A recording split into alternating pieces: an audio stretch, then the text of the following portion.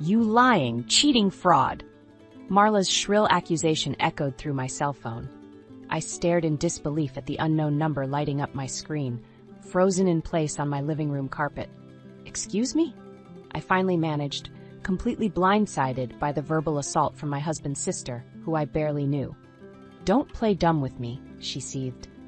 I have proof you embezzled over $200,000 from my father's company. Did you really think no one would find out? I sank slowly to the floor as her rant continued, my pulse racing. Embezzlement? What was she talking about? I racked my brain, trying to make sense of the allegations. Sure, I had been helping out a little more with my father-in-law Leonard's struggling financial firm lately, ever since I married Eli 6 months ago. But steal money? Marla, I honestly have no idea what you mean. I pleaded into the receiver. There must be some misunderstanding. She cut me off sharply. Oh, I understand perfectly, and if you think you're getting away with this, you're dead wrong. I'm calling my lawyer and the police, and I swear you'll pay. The line went dead. I stared at my phone in stunned disbelief, Marla's accusations echoing in my mind. Embezzlement? Police? It made no sense. How could she think I was capable of such a thing? My hands shook as I dialed Eli, desperate to make sense of this madness. It went straight to voicemail. I hung up, remembering with a sinking feeling that he was on a business trip. I was alone, facing Marla's bizarre allegations without anyone on my side. Over the next hour, I paced the house, dread and confusion swirling inside me. I knew I had done nothing wrong, but I had no idea how to prove it, or why Marla would make such extreme accusations against me. We barely knew each other. Why would she be targeting me like this? I didn't have to wonder much longer. My phone buzzed with a text from Eli's cousin Jane asking if I was going to Leonard's 80th birthday barbecue that weekend. My heart sank further. If Marla was going to come after me for supposed embezzlement, what better place to confront me than in front of the whole family? I toyed with staying home, not wanting to face public humiliation. But I knew avoiding her would make me look guilty. No, I had to stand up to Marla's outrageous accusations, for myself and my marriage. My hands still shook as I dressed for Leonard's party that Saturday. I chose a conservative navy dress, not wanting to give Marla any more ammunition against me. As I drove to Leonard's sprawling estate, my nerves mounted. But I refused to be intimidated. I had done nothing wrong, and I would make Marla see that, even if I had to do it in front of all the relatives. The party was already in full swing when I arrived. Leonard beamed when he saw me, enfolding me in a warm hug. Callie, so glad you could make it, he enthused. Can you believe I'm this old? I smiled weakly, wishing I could actually focus on celebrating with him. But out of the corner of my eye, I saw Marla across the lawn, a smug look on her face as she watched me. My stomach tightened. This was it. Time to face her venom. Drawing a shaky breath, I steeled myself and marched across the grass directly toward her. She raised one eyebrow as I approached, her expression cold. Before I could open my mouth, she grabbed a microphone off a nearby table, tapping it loudly to get everyone's attention. Sorry to interrupt, but I have an important announcement about the guest of honor's daughter-in-law, she said loudly. Everyone turned, curiosity mixing with surprise at her imperious tone. Callie here, she continued, glaring at me while gesturing theatrically in my direction, has stolen over $200 from the family. A collective gasp rose from the crowd.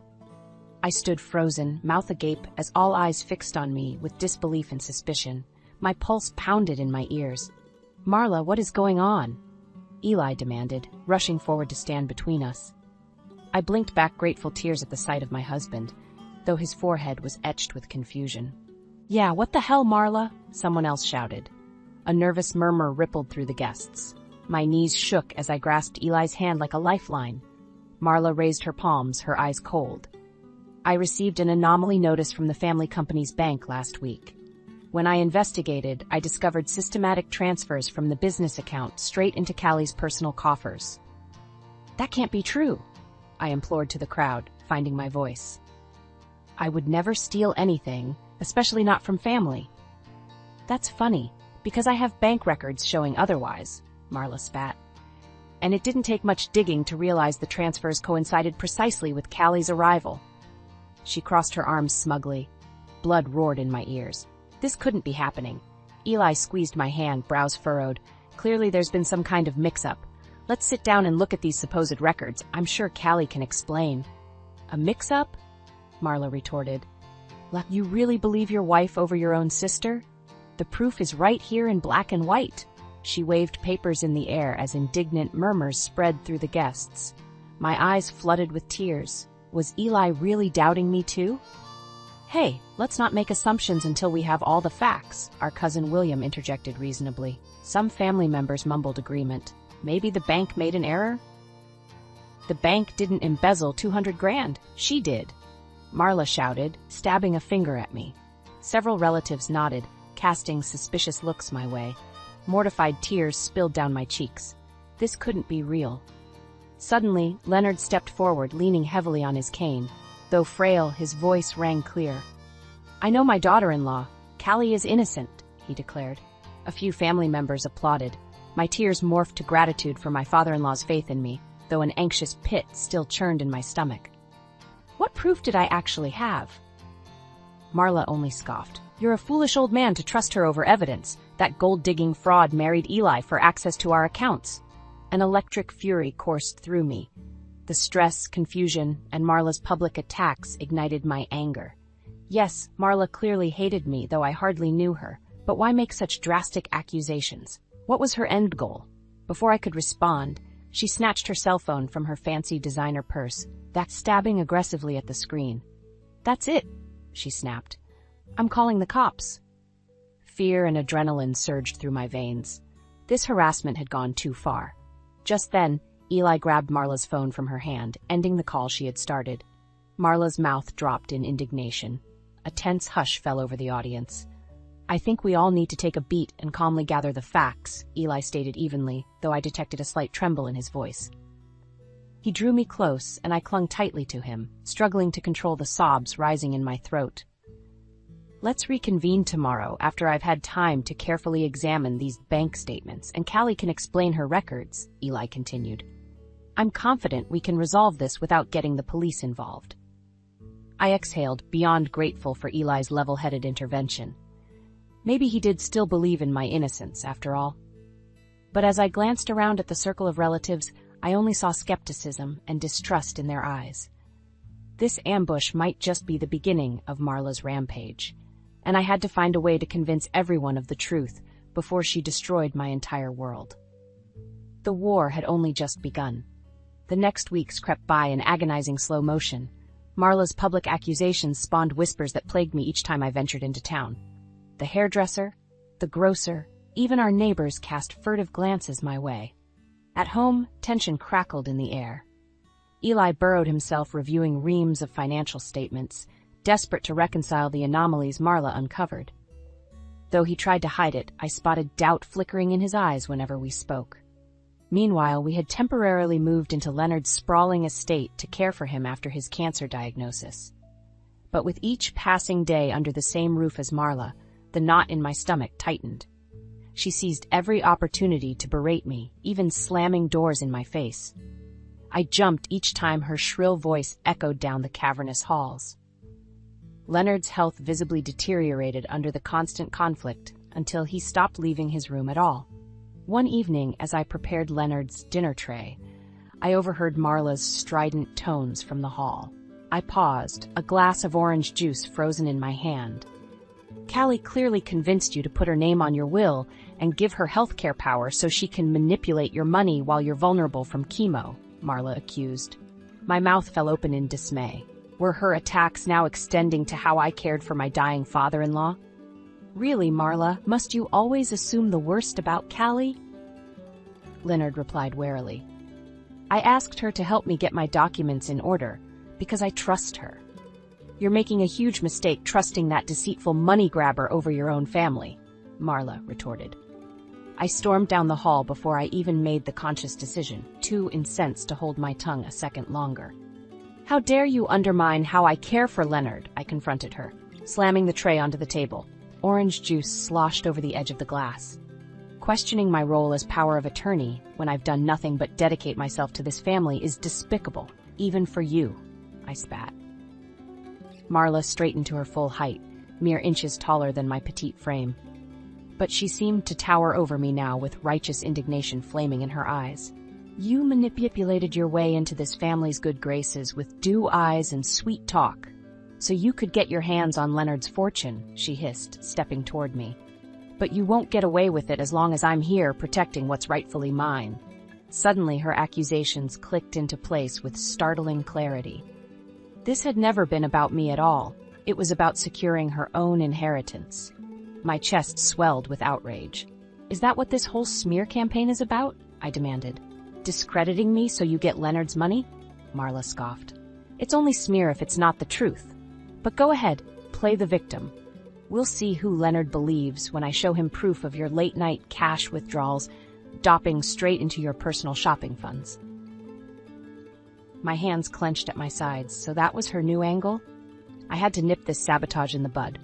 "You planted bogus evidence to make me look guilty so you could wrestle away control," I accused. "Admit this is all a ploy before you cause real damage." Marla stepped forward until she loomed over me, close enough for me to smell her floral perfume. Her glare pierced my soul. "The only damage being done here is you bleeding my family dry through your deceit, but I will expose you, if it's the last thing I do," she vowed. A chill slithered down my spine at the cold conviction in her tone. She swept from the room before I could summon any defense. I sank into a chair, heart pounding against my ribs. This confirmed Marla wouldn't stop her personal vendetta until she achieved her nefarious goal. I had to act fast to protect myself and Eli from her intricate manipulations. But I feared too much harm had already been done. The web of lies she spun seemed too thick to permeate. If I didn't find a way to prove myself soon, I risked losing everything. My fists clenched with determination. I refused to let Marla win. Over the next week, I became restless, unable to shake Marla's threat. Her web of lies seemed on the verge of choking the life from me and my marriage. I had to fight back. Late one night, after everyone else went to bed, I crept into Leonard's dusty home office. Moonlight filtered through the windows as I rifled through the heavy wooden desk. There had to be some record here of the family company's actual financial records I could leverage to defend myself. The air felt thick and oppressive as I sifted through endless papers by the dim glow of my phone flashlight. Dust motes danced through the thin beams like ghosts of the past. I suppressed a cough, anxious not to wake anyone. "Come on," I muttered under my breath, files blurring together in the darkness. Just when I was about ready to give up, a thick manila folder wedged at the back of a drawer caught my eye. I opened it carefully, immediately recognizing Leonard's distinctive scrawl. It appeared to be records detailing financial transfers related to an offshore company set up as a small tax shelter. Everything seemed perfectly legal at first glance, until I realized with a jolt that the shelter had recently been dissolved right before the accusations against me began. I scanned the documents feverishly, compelled forward by intuition. Pay dirt. Black and white records showing a significant cash deposit into a new account just before the offshore entity dissolved. My blood turned to ice as I saw the listed owner, Marla. Frantically, I shuffled through more records, eventually finding a bank statement detailing a 7-figure cash withdrawal from the family business's primary account, more than triple what I supposedly embezzled. It trickled into numerous smaller accounts before eventually accumulating in Marla's offshore fund. I rocked back onto my heels, hands trembling around the damning evidence. This proved without doubt that Marla had manufactured bogus accusations against me to conceal her own enormous theft. Fury coursed through me. Thanks to her tall tales, I endured weeks of public humiliation and deteriorating faith from my husband and father-in-law. Meanwhile, she was quietly siphoning enough money to set herself up for life. It made me physically ill. Just then, I noticed smaller subsequent withdrawals from the family accounts in the months since. My rage ignited exponentially when I realized the implications. Even after building her own offshore fortune, Marla continued bleeding the family funds dry out of pure spite and greed. By now, grief intermingled with my anger. Eli and I once shared dreams of taking over the struggling family business, restoring it to prosperity. But if Marla's embezzlement continued unchecked, bankruptcy loomed perilously close. We stood to lose everything because of her insatiable avarice. Well, not if I had anything to do with it. Foreboding determination solidified my resolve. I would protect this family from financial ruin, no matter the consequences. Carefully replacing the records, I crept back upstairs, nursing the glimmer of a plan. Yet, just as I reached my bedroom, muffled sobs gave me pause. I turned to see Eli slumped on our couch, face buried in his hands. My heart wrenched at his pain. I started to call out when he began speaking aloud in a broken tone. "I swore till death do us part," he choked. "But how can I protect our vows if I don't even know who I married?" My voice froze in my throat as his despair pierced my soul. He truly doubted me now, unsure what was illusion and truth after so many vicious lies. Vulnerable as a child, my formidable husband crumbled under the weight of Marla's schemes. I yearned to rush forward and wrap my arms around him, to reaffirm my loyalty and unwavering devotion so we could unite to defeat Marla's treachery. But my window to comfort Eli closed abruptly when Marla herself suddenly stormed from the shadows. "Don't torture yourself any longer defending that backstabbing fraud," she admonished him coldly. "I warned you Callie only cares about herself. Now let's discuss removing her from the will before she steals you blind too." I barely stifled my outraged gasp, shrinking back before Marla spotted me. Boiling fury overwhelmed any remains of sorrow. This confirmed Marla wouldn't stop her personal vendetta until she achieved her nefarious goal. It was time to turn the tables and make her pay. I refused to let her win. Morning dawned gloomy and gray, matching my mood. I wandered the garden, still reeling from the revelations of the previous night. Though fury continued simmering in my veins, one stark truth emerged. I couldn't defeat Marla alone. Her schemes created an impenetrable fortress no one dared question. No, to topple her web of lies, I needed reinforcements. I sank onto a cold concrete bench, formulating the kernel of a plan. A potential ally came to mind. Hazel? Leonard's estranged former assistant. She resigned in protests after Leonard overlooked her for a promotion in favor of Marla years before. Hazel's inside knowledge could prove invaluable ammunition. After digging around, I managed to track down her contact information. My hands shook slightly dialing her number that afternoon. "Hazel? It's Callie," I started tentatively when she answered. I took a deep breath. "I apologize for the out-of-the-blue call, but I desperately need your help." I expected hesitation or outright refusal, but Hazel readily agreed to meet at a quiet cafe the next morning. I arrived early the following day, nerves and anticipation roiling inside me. When Hazel entered right on time, bearing 2 steaming cups of coffee, I sighed in relief. This felt meant to be. Hazel's sharp eyes softened with sympathy as I unloaded the entire sordid tale. Her lips pressed thin at the mention of Marla's name. "I'm so sorry you got dragged into that family's dysfunction," she said, shaking her head. "When Leonard picked Marla over me for VP, I swore one day her greed would be her downfall." I leaned forward intently. "So you're not surprised by her embezzlement accusations?" Hazel scoffed. "Not one bit. She always resented Leonard's fortune while believing herself entitled to it. I tried warning him for years, but he remained blind to her self-serving nature." My pulse quickened. "So you believe she could be capable of setting me up?" I dared ask. Hazel nodded firmly. "Absolutely. She always despised perceived rivals. With you as a new threat, I guarantee she'd target you to get what she wants." Hope unfurled inside me, hearing Hazel validate my suspicions. Perhaps I wasn't battling Marla alone after all. I described finding records proving Marla siphoned family money overseas for years. Hazel confirmed witnessing odd financial transactions during her tenure, but hadn't pieced together the pattern at the time. "I knew something dishonest was happening right under Leonard's nose," Hazel revealed, anger glinting in her eyes. "But I never managed to catch concrete proof before Marla turned Leonard against me." My mind raced, connecting dots. With Hazel's inside context combined with the evidence I uncovered, we suddenly held all the puzzle pieces necessary to expose Marla's schemes. I met Hazel's determined gaze. "Will you help me convince Leonard and Eli of the truth?" I implored. "With our knowledge combined, we can finally prove Marla's been playing everyone this whole time." Hazel straightened, resolve stealing her expression. "I'm all in. Marla destroyed my career and reputation. It's time for some justice." We plotted late into the afternoon. Hazel agreed to discreetly dig for more evidence of Marla's embezzlement over the years. Meanwhile, I would pry deeper into the dissolved tax shelters, hopeful more clues awaited somewhere. It felt intoxicating, finally strategizing a counteroffensive. As we parted ways outside the cafe, Hazel grasped my hands, compassion in her eyes. "Stay strong, Callie," she urged. "With perseverance, the truth prevails. You'll restore your good name, I'm certain of it." I blinked back grateful tears as I embraced her. With Hazel by my side, the future seemed a little less bleak than the night before. I didn't have to withstand Marla's torment alone anymore. Empowered by new camaraderie, I drove home with my head held high, refusing to shed another tear over Marla's schemes. She spun an artful web to discredit me, yes.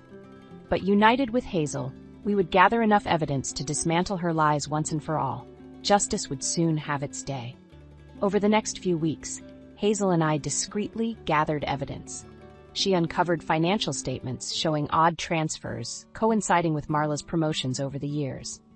I dug deeper into the offshore accounts, tracing money trails leading right back to Marla. Piece by piece, our proof grew damning. Marla embezzled under the guise of legitimacy at every opportunity, bleeding funds to fuel her gilded lifestyle. Meanwhile, she schemed to undermine me, the lone barrier between her and total control. Armed with reams of records, Hazel and I decided to confront Marla and Leonard at the upcoming quarterly board meeting.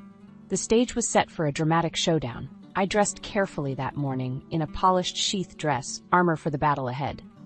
Hazel met me outside the conference room, files clutched in her steady hands, eyes brimming with vindication. "Ready?"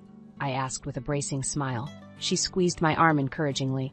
We entered together as equals, spines straightened, in solidarity. I held Marla's glare evenly as we took seats across the heavy oak table. Shock registered briefly on her haughty features at the sight of her old rival, but she quickly arranged her face in a patronizing smile. "Hazel, what an unexpected surprise," she purred, venom subtly lacing her syrupy tone. "I thought we parted ways years ago. But no matter." "I asked her to come," I interjected coolly, relishing knocking her off balance. "I want reliable witnesses for this discussion." Marla scowled as murmurs rippled around the room. Leonard rapped his gavel. "Let's begin, shall we?" Oblivious to the undercurrents, he led the meeting through standard business items. I barely listened, watching Marla fidget with her ostentatious jewels. She likely assumed I invited Hazel merely for emotional support. Well, she would soon learn otherwise. Finally, Leonard adjourned the budget approvals. "Any other items before we wrap?" he asked mildly. I met Hazel's gaze, stealing my nerve. "Showtime. Yes, actually." My voice rang clear in the sudden silence. All eyes shifted to me as I rose slowly, smoothing my skirt with a steady hand. I stepped forward, shoulders back, confidence rooting me firmly to the ground. Hazel handed me a document. I flipped it open, facing the group. As you can see in this financial statement from a now dissolved offshore account, large sums consistently went missing from family company funds over several years. Murmurs swelled as I continued, laying out transfer records, holding nothing back. Piece by irrefutable piece, we outlined Marla's elaborate embezzlement scheme going back over a decade. By the time I slapped the last document on the table, you could hear a pin drop. I surveyed the room, vindicated by the appalled and stunned expressions. But Marla only scoffed, disrupting the taut silence. "Honestly, Callie, implicating me to distract from your own crimes is pathetic," she scolded. My fury spiked. How dare she still feign innocence with hard evidence stacked against her? But Hazel subtly shook her head before I could erupt. She was right. I had to stay calm and definitive for my case to convince. I folded my hands neatly. The proof is all here. Hazel and I traced every withdrawal, every transfer authorized by your signature to siphon family funds. I speared Marla with an icy stare. The only question is why, and how much more before you bankrupted us all? A tense pause swelled. I glimpsed doubt flickering behind Eli's stoic expression. The others seemed to hold their breath, stunned by the unexpected drama.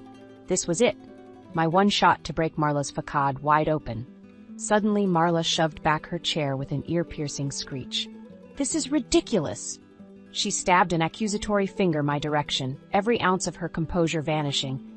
"That conniving fraud hunted through private records to falsely implicate me, and you're all blindly going along with it." She swiveled toward Leonard, features taut with desperation. Father, please, listen to reason." "No," Leonard bellowed. We all jumped at his sudden ferocity. He rose slowly, knuckles white, where he gripped the table's edge. When he lifted blazing eyes to Marla, any hint of frailty burned away. "It is you who has strayed from reason," he decreed. His gravelly voice resonated with conviction. "The evidence is clear. You betrayed this family's trust for the last time." Marla's mouth opened and closed like a fish struggling for air. I watched, barely breathing, as her web of lies crumbled around her. "You can't actually believe this absurd setup," she blustered, gaze darting wildly between us all. But she no longer appeared the commanding tycoon, just a desperate, broken woman with nowhere left to hide. "The proof makes your guilt abundantly clear," Leonard pronounced. "You drained company accounts we depended on to fund your extravagant shopping sprees, thinking no one would ever catch on." His voice dripped disgust. "But justice doesn't sleep forever." "But I was securing our future," Marla burst out, pointing a shaking finger at me. "Little Miss Innocent was bleeding us dry behind your back. I had to take control." "By robbing me blind?" Leonard thundered. I jumped, stunned by his atypical fury. He advanced on Marla where she quailed against the wall. "Your hubris and selfishness knew no limits, but no more." Spittle flew as he shouted. "You are hereby stripped of all authority in this company, effective immediately." A chorus of astonished murmurs rippled around the room. My pulse pounded as his words sank in. We did it. We finally exposed Marla's web of deceit. She would face consequences at last. Marla gaped, skin fading to a ghostly pallor. For a split second, I almost felt pity for her distress. Then I remembered weeks of torment I endured thanks to her lies. No, she deserved every bit of this downfall. Justice was finally served. Suddenly, Marla erupted again, venom blazing as she faced the stunned group. "You fools! That backstabbing fraud deceived you all because she wants my birthright for herself." She jabbed a shaking finger at Hazel and I. "These money-hungry snakes conspired to bring me down out of pure jealous spite, and you ate up every poisonous lie." She swiveled accusingly toward Eli where he sat stunned. "Surely you won't let them dismantle our family, brother?" she pleaded desperately. "You know I would never betray you this way." All eyes shifted to Eli. He just stared, jaw clenched tight, assessing Marla like he'd never seen her before. I held my breath, realizing though I won the battle with evidence, Eli's faith in me still dangled by a fragile thread. If he sided with Marla now, her schemes might succeed, tearing us apart for good. After an endless pause, Eli slowly stood. Marla's lips parted hopefully. The room seemed to swelter in the tense silence. Finally, Eli stepped toward me, resolve etching his handsome features. He took my hands tenderly in his. Behind him, Marla released a shattered gasp. "Forgive me for ever questioning your virtue," Eli implored, regret shining in his eyes. "In one day, you proved yourself more honest and loyal than my own sister in a lifetime." Overwhelmed with relief, I let out a strangled sob. Eli pulled me into his strong embrace. I clung to him, tears spilling down my cheeks. Murmurs of approval rippled around us. Out of the corner of my eye, I saw Leonard place a gentle hand on Hazel's shoulder in gratitude, her lips curled into a satisfied smile. The tender moment broke abruptly with Marla's enraged shriek. "You spineless fools! I sacrificed everything for this family!" She grabbed wildly for a paperweight on the desk. I pulled Eli protectively behind me, but before Marla could hurl the makeshift weapon, 2 security guards burst through the doors, summoned by the receptionist after overhearing Marla's meltdown. They wrestled her away, still screaming threats and obscenities as she struggled violently in their grip. We all stood frozen, shocked by the deranged scene, as Marla was dragged away in handcuffs, spit flying, makeup smeared beyond recognition. The heavy doors swung slowly closed behind the guards, sealing her fate. Stunned silence swelled. It was over. My pounding heart gradually steadied as sweet relief coursed through me. I turned slowly to Eli, joy and gratitude welling inside me like a healing balm. With Marla gone, justice served and relationships mended, the future gleamed brightly for us all. In the weeks following Marla's dramatic downfall, the family company steadily regained its footing. With Marla gone and the missing funds recovered, hope cautiously reawakened for a prosperous future. Meanwhile, details emerged about Marla's schemes that made me ill. She not only embezzled riches into secret accounts, but took out exorbitant loans in the family business's name to fund her lavish globetrotting lifestyle. No wonder insolvency loomed so close. With the extent of the betrayal clear, Leonard filed charges ensuring Marla answered fully for her crimes. The last we heard, she faced over a decade behind bars. I can't pretend I didn't feel some satisfaction hearing that news after all the damage she caused. On a personal level, Eli and I focused on rebuilding intimacy after so much erosion of trust. We took long evening strolls together, talking openly like newlyweds again. Eli even discussed taking on a larger leadership role in the company once more. Hearing his enthusiasm reawakened my hopes of one day standing proudly by his side as his partner. Meanwhile, Eli and Leonard welcomed Hazel back wholeheartedly upon realizing how invaluable her expertise could prove.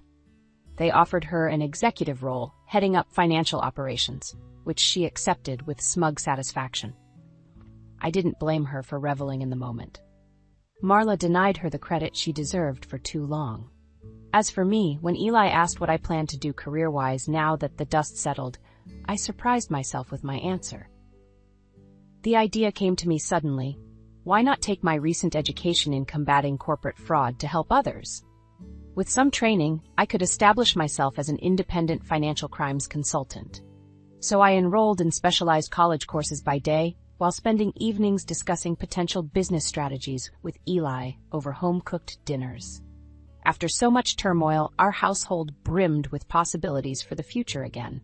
One sunny afternoon about 2 months later, relaxed laughter drew me out to the veranda where I discovered Eli and Leonard chatting animatedly over paperwork bearing the company logo. They both glanced up with easy smiles as I approached. "Pull up a chair, darling?" Eli greeted me vibrantly. "We were just discussing ideas for expanding the international sales division you proposed. Leonard thinks your concept shows real vision." I blinked, surprised and touched. He not only recalled that late-night conversation weeks ago, but took my ambitions seriously. Eli gently tugged me down between them. "With Hazel stabilizing finances, I can shift focus to strategic growth initiatives," he explained. "And I was hoping you might spearhead market research for Eastern European expansion?" My brows shot up as I swiveled toward Leonard. He regarded me steadily over his glasses. "It was sharp thinking on your part to identify those emerging economies," he noted. "You have precisely the savvy and grit needed to pioneer new territory." I shook my head in wonder. In the depths of desperation mere months ago, I never imagined rising to such a critical role in the family company. But Hazel was right. Perseverance through hardship bore sweeter fruit in the end. "We make quite a team." Eli's eyes twinkled with affection as he lifted his glass. "To new beginnings." Leonard and I both echoed the toast, smiling as we clinked our glasses in unity again after so much division. Staring into their uplifted, hopeful faces, my heart swelled with joyful gratitude. Marla sought to destroy this family and all we built together out of petty jealousy. But ultimately, we emerged wiser and closer for having weathered the stormy test. As we sipped the sweet, chilled wine, a sense of peace descended over me. The future brimmed with light and possibility, personally and professionally. All was well again at last.